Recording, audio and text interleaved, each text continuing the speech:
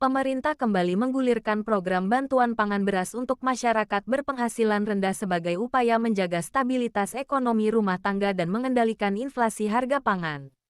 Di Kabupaten Aceh Utara, total bantuan beras yang disalurkan mencapai 1.573.060 kg atau 1.573 ton untuk 78.653 penerima bantuan pangan (PBP) yang tersebar di 852 desa di 27 kecamatan.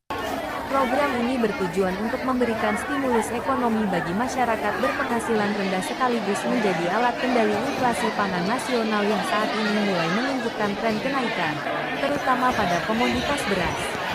Penyaluran kali ini dilakukan dengan sistem one shot atau ekali salur untuk 2 bulan alokasi, Juni dan Juli tahun 2025, dengan masing-masing keluarga menerima 20 kg beras. Basis data penerima bantuan menggunakan data tunggal sosial ekonomi nasional sebagaimana diatur dalam Instruksi Presiden Nomor 4 Tahun 2025. Pada ya. Sapu mana?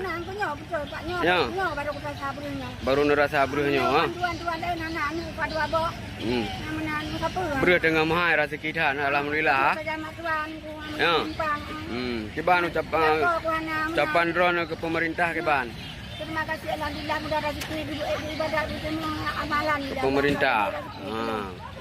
Ke Pak Presiden Prabowo. Oh ya. Pak